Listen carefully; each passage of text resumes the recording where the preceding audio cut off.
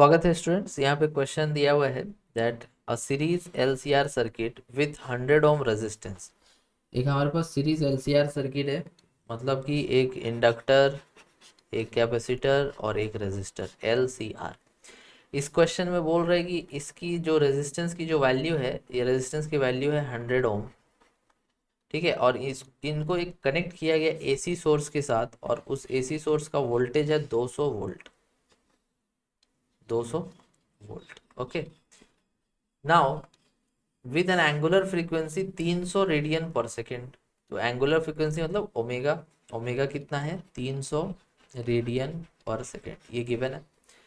अब बोल रहे हैं कि if only the capacitor is removed, अगर हम लोग यहाँ से कैपेसिटर को हटा देते हैं, रिमूव कर देते, the current lags behind the voltage by a phase of 60 degree. तो करंट और वोल्टेज के बीच का एंगल तो 60 हो जाएगा, और पीछे कौन रहेगा, करंट।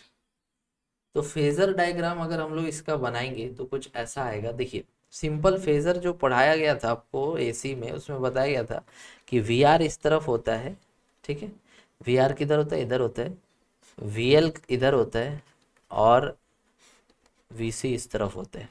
ठीक है, जिस तरफ वी आर होता है उधर ही करंट होता है, जिस तरफ वी आर होता है उधर ही करंट होता है, ये याद रखना है। जिस तरफ वी आर मतलब potential across resistance, V L मतलब पोटेंशियल अक्रॉस इंडक्टेंस, और वी सी मतलब पोटेंशियल अक्रॉस कैपेसिटर।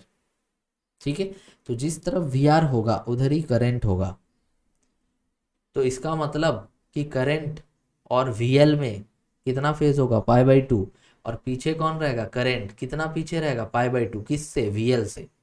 ठीक, उसके बाद करंट और वीसी इसमें कितना एंगल होगा, पाई बाई टू, और आगे कौन रहेगा, करंट किससे, वीसी से। तो सारा कंडीशन ऐसे याद रखना है, वो पढ़ाया जाता है थ्योरी में। ठीक है, तो इस क्वेश्चन में बोल रहे हैं कि अगर हम लोग यहाँ से कैपेसिटर को हटा देते हैं, इफ कैपेसिटर इज रिमूव्ड, यहाँ लिखते हैं कैपेसिटर हट गया, कैपेसिटर क्या हो गया, रिमूव्ड। तो कैपेसिटर अगर रिमूव्ड हो गया, दैट मीन्स कि हमारा जो वी आर है वो तो रहेगा, वी सी हट जाएगा, वी एल तो रहेगा। चलिए ठीक है, तो इसमें हमें मिल रहा है कि जो हमारा नेट वोल्टेज होगा दोनों का, वी एल और वी आर का जो नेट वोल्टेज हम लोग निकालेंगे, कुछ इधर आएगा वी, ये वी हो गया। और करंट किधर होगा, जिधर वी आर है, जिधर वी आर है। तो करंट और वोल्टेज के बीच में 60 डिग्री का फेज है, और पीछे कौन है, करंट, और आगे कौन है, वोल्टेज, वी। समझ गए, ये हो गया जब हमने कैपेसिटर को हटा दिया। जब हम नेक्स्ट में बोल रहे हैं कि if only the inductor is removed, अगर हम लोग यहाँ से इंडक्टर को हटा देते हैं, the current leads the voltage bye phase 60।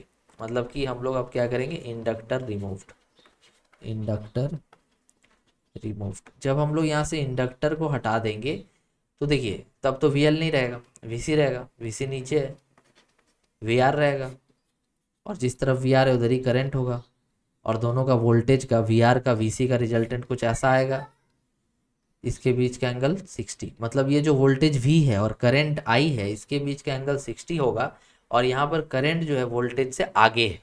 Voltage में अगर 60 डिग्री ऐड करेंगे तो करंट की तरफ हम लोग पहुँचेंगे। तो ये क्वेश्चन था। अब हमसे पूछा जा रहा है कि करंट बताइए और पावर बताइए सर्किट में कितना डिसिपेट होगा।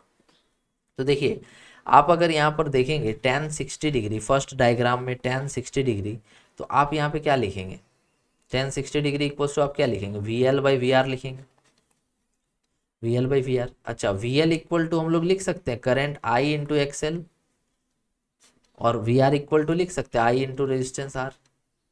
तो यहाँ से आप tan 60 डिग्री इक्वल टू क्या लिख सकते हैं, एक्सएल बाई एक्स आर।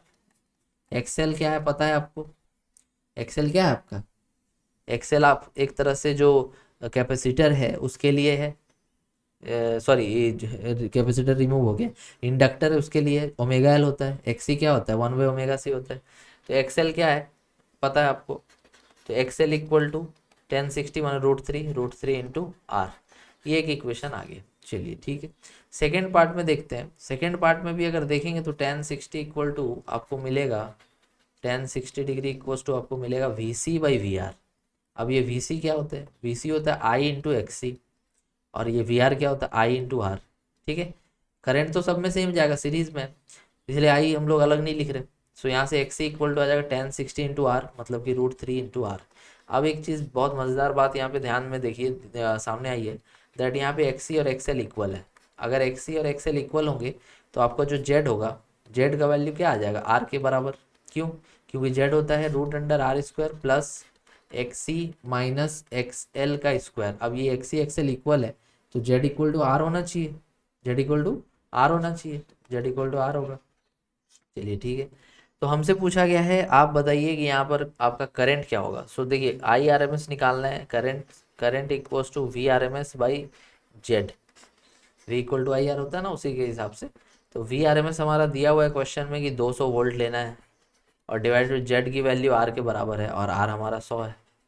तो यहाँ से 2 एम्पियर करंट हमारा आ जाएगा, 2 एम्पियर। तो फोर्थ ऑप्शन हमारा सही हो जाएगा। पावर भी पूछा था, पावर भी पूछा था।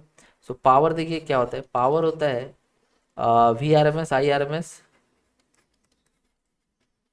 Into cos phi. अब ये कॉस फाई क्या होता है, कॉस फाई होता है पावर फैक्टर, इसको लिखते हैं हम लोग ये आर बाई जेड। ठीक है, हेलो हेलो, हाँ। तो ये यहाँ पे आप वी आर एम एस लिखो 200 और आई आर एम एस हो जाएगा आपका 2 और ये कॉस फाई 1 हो जाएगा, है ना। कॉस फाई 1 क्यों हो जाएगा, कॉस फाई 1 इसलिए हो जाएगा क्योंकि हम लोग यहाँ पे जो वैल्यू लिखते हैं कॉस फाई की, वो एक्चुअल में क्या होता है, वो आर बाई जेड होता है। आर बाई जेड तो इक्वल है ना भाई, तो इसीलिए 1 हो जाएगा। तो ये आ जाएगा 400 वाट। तो यहाँ पे पावर हो जाएगा 400 वाट और करंट हो जाएगा 2 एम्पियर। तो इस हिसाब से ऑप्शन 4 इसमें सही होगा। I hope that this clear you out. Thank you so much for watching.